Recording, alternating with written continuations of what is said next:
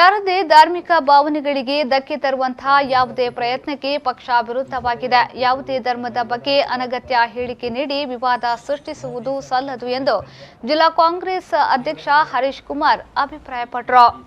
ಶಬರಿಮಲೆಗೆ ಮಹಿಳೆಯರ ಪ್ರವೇಶ, ಸಾಹಿತಿ ಭಗವಾನ್ ಶ್ರೀರಾಮಚಂದ್ರನ ವಿರುದ್ಧ ಹಾಗೂ ಪ್ರವಾದಿ ವಿರುದ್ಧದ ಹೇಳಿಕೆ ಖಂಡಿಸಿ ಉಳ್ಳಾಲ ಬ್ಲಾಕ್ ಕಾಂಗ್ರೆಸ್ ವತಿಯಿಂದ ಬೀರಿಯಲ್ಲಿ ನಡೆದ ಪ್ರತಿಭಟನಾ ಸಭೆಯನ್ನ ಉದ್ದೇಶಿಸಿ ಮಾತನಾಡಿದರು.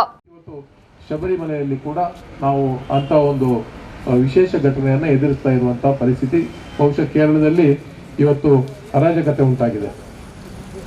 ಜನರು ಬೀದಿ ಇಳಿಯುವಂತಹ ಪ್ರಸಂಗ, ಜನಜೀವನವನ್ನು ಅಸ್ತವ್ಯಸ್ತ ಮಾಡಿ ಸರ್ಕಾರಿ ವಾಹನಗಳಿಗೆ ಮತ್ತು ಇತರ ಸರ್ಕಾರಿ ಕಟ್ಟಡಗಳಿಗೆ ಹಾನಿ ಮಾಡುವಂತಹ ವಿಚಾರ ನಾವು ಇವತ್ತು ಅಲ್ಲಿ ನೋಡ್ತಾ ಇದ್ದೇವೆ. ಈ ಎಲ್ಲ ವಿಚಾರಗಳನ್ನು ಮನಗಾಣುವಾಗ ಇವತ್ತು ಮೊನ್ನೆ ಮತ್ತೊಂದು ಮೂಡದ ಮಾಜಿ ಅಧ್ಯಕ್ಷ ಇಬ್ರಾಹಿಂ ಕೋಡಿಜಾಲ್, ತಾಲೂಕು ಪಂಚಾಯತ್ ಮಾಜಿ ಸದಸ್ಯ ಮುಸ್ತಫಾ ಮಲಾರ್, ಬಂಟ್ವಾಳ ತಾಲೂಕು ಪಂಚಾಯತ್ ಮಾಜಿ ಉಪಾಧ್ಯಕ್ಷ ಉಮರ್ ಪಜೀರ್, ಹಿಂದುಳಿದ ವರ್ಗಗಳ ವಿಭಾಗಾಧ್ಯಕ್ಷ ದಿನೇಶ್ ಕುಂಪಲ, ನಗರಸಭಾ ಮಾಜಿ ಸದಸ್ಯ ದಿನೇಶ್ ರೈ, ಅಲ್ಪಸಂಖ್ಯಾತ ವಿಭಾಗದ ಅಧ್ಯಕ್ಷ ಅಲ್ವಿನ್ ಡಿಸೋಜಾ ಮೊದಲಾದವರು ಭಾಗವಹಿಸಿದ್ರು.